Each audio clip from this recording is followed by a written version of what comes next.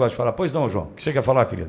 Pitoli, olha só. Alguns indicados pelo ex-presidente Jair Bolsonaro ao STF, os ministros André Mendonça e Cássio Nunes Marques, têm ajudado a pavimentar nos bastidores o caminho do advogado pessoal de Lula, Cristiano Zanin, rumo à corte, viu? Evangélico, Mendonça vem atuando para convencer deputados e senadores do segmento cristão a dar uma chance ao nome escolhido pelo atual presidente, enquanto Nunes Marques busca reduzir a resistência a Zanin junto à bancada bolsonarista. O aceno da dupla a Zanin ocorre desde o dia em que Lula o indicou. Ao ser questionado por jornalistas na ocasião sobre como via uma possível nomeação do advogado, Nunes Marques caracterizou a escolha do presidente como ótima. Na semana passada, o ministro ajudou a organizar um jantar entre Zanin e os senadores do PL, Carlos Portinho e Jorge Seife. O encontro ocorreu na residência do advogado Jaci Falcão Neto, filho do ministro do Supremo Tribunal de Justiça, o Francisco Falcão. Integrante da Comissão de Segurança e Justiça, Portinho afirmou ao jornal O Globo que votará a favor da indicação na sabatina marcada para o dia 21. Já no campo evangélico, Mendonça faz o mesmo trabalho, mas com a ajuda do deputado federal Cezinha de Madureira, do PSD de São Paulo. A direita que Cezinha se refere tem nomes como Sóstenes Cavalcante e Rogério Marinho, que ouviram a recomendação do ministro para receber e escutar o indicado de Lula. O consenso entre Mendonça e Cezinha é de que Zanin é um homem conservador e cristão que está ao lado dos evangélicos. Em recentes encontros, o advogado tem dito que acredita que temas caros e aos religiosos, como o aborto e a legalização das drogas, são matérias do Legislativo, ou seja, compromete-se a não judicializar essas bandeiras. Na Marcha para Jesus em São Paulo, inclusive, Mendonça afirmou que Zanin é um grande jurista e deu sua bênção de forma pública. E não são apenas Nunes Marques e André Mendonça que têm ajudado nessa movimentação, viu? De acordo com a colunista Bela Megali, Gilmar Mendes e Dias Toffoli também vêm participando de conversas com parlamentares. Na sabatina, Zanin ficará frente a frente com opositores de Lula, como Sérgio Moro e Flávio Bolsonaro. Dos atuais 26 titulares da CCJ, 14 disseram ao Globo que vão votar a favor da nomeação, incluindo integrantes da oposição, e apenas 5 contra, o que já garantiria a maioria. Em seguida, Zanin será votado pelo plenário da Casa e precisa da maioria absoluta, ou seja, ao menos 42 votos, para ser então nomeado ministro do Supremo Tribunal Federal. Pitoli. Cláudio. Vou fazer uma leitura totalmente diferente. Não, totalmente diferente. Vamos para outra. Posso fazer uma bem Pode, diferente? claro, mas só para a gente concluir, ou eu concluir minha fala com relação a isso. O André Mendonça pede uma chance para o Zanin. Sabe quanto tempo ele vai ter de chance para dar certo? 28 anos. 28 anos. O Zanin tem 47, meu. Ele vai até 75 anos no Supremo. 75 anos. O cara tem 28 anos para dar certo. Ganhando 46 pau por mês e com o poder que vai ter. E outra, não, a gente não vai judicializar pautas que cabem ao Legislativo. Desculpa, mas se você voltar à sabatina do Alexandre de Moraes, é encantadora a sabatina do Alexandre de Moraes.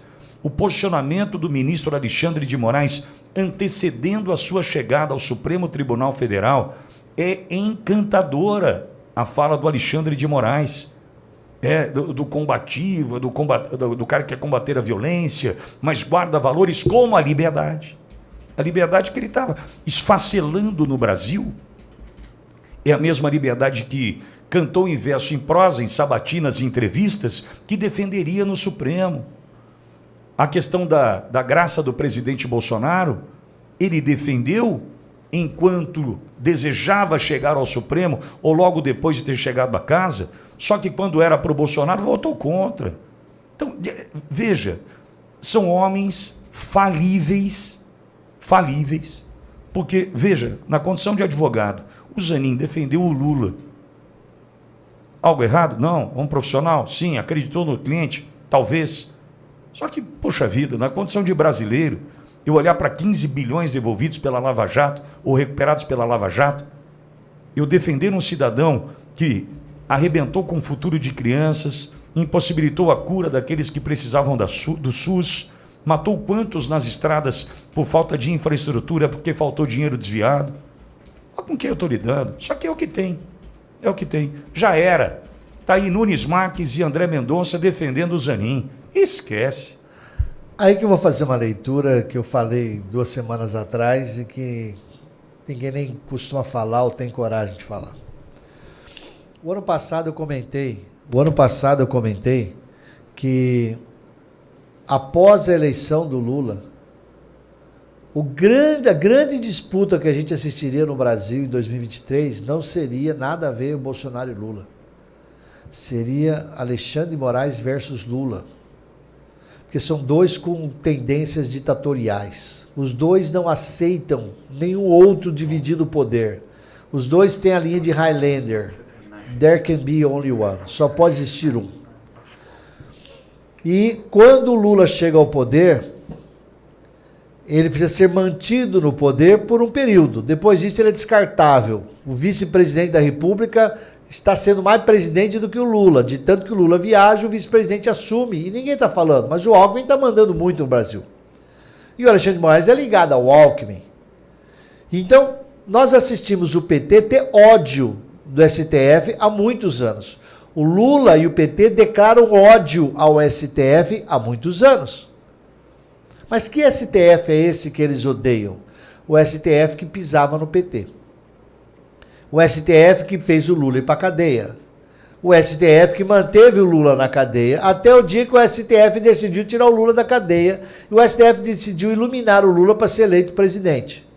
Tudo isso é um pacote público e notório da história brasileira. Mas tem um cidadão dentro do STF que assumiu o poder lá dentro, virou líder, que é o ministro Alexandre de Moraes. Com seus inquéritos, ele consegue controlar a Polícia Federal e com a polícia ele tem armas na mão e consegue prender, apreender, buscar, fazer o que quiser. Virou um grande dono do Brasil. E põe medo em todo mundo.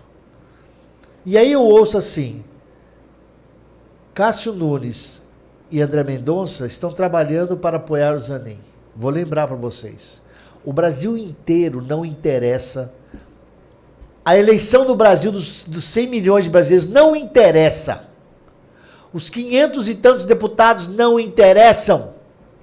A única coisa que interessa e tem poder no Brasil são 11 pessoas dentro do Supremo Tribunal Federal. O resto é tudo um bando de fantoche. Nós somos os palhaços nesse circo. Porque quem manda são 11 pessoas dentro do Brasil. Vamos lá. André Mendonça, Nunes Marques e Zanin se unem. Se eles tiverem mais 3 votos, eles controlam o STF. Se eles chegarem a 6 votos, eles controlam o STF. Se eles chegarem a 6 votos e os 6 votos não apoiarem o Alexandre de Moraes, eles controlam o Alexandre de Moraes.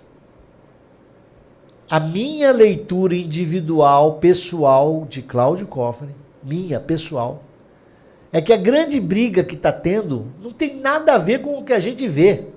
São a definição de quem terá 6 votos dentro dos 11 votos do STF. E eu acho que existe uma briga lá dentro, que nunca vai ser pública, que o André Mendonça, o Cássio Nunes e outras pessoas falam, nós não concordamos com o que o ministro Alexandre de Moraes vem fazendo, nós achamos que é extremamente perigoso, mas nós não vamos falar mal do STF, nós não vamos derrubar o STF, nós não vamos expor a fratura interna do STF. Aí os negros chegam para o Zanin e falam, Zanin, vamos fazer um acordo?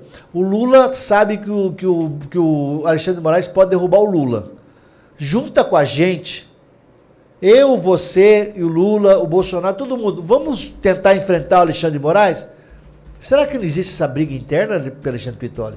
Porque são só 11 brasileiros que mandam no Brasil. É uma boa análise. Os outros, é uma boa análise. A gente já sabe muito bem que os 100 e tantos milhões de brasileiros que votam não tem menor importância. É uma boa análise. Porque eles análise. anulam qualquer voto, qualquer eleição, qualquer eleitorado. Entretanto, eu imaginar que Nunes Marques, André Mendonça e Zanin podem se unir por uma causa. Não, para enfrentar o Alexandre Eu Moraes. entendi, por uma causa. Só lá dentro. É Por uma só causa. isso. As outras questões fica livre. Mas para enfrentar o Alexandre Moraes. Porque o plenário está Uma votando boa com o análise. Alexandre Cláudio. Moraes. É uma boa análise. Eu acho que é essa guerra que está tendo. Uma boa e não análise. vai sair na mídia.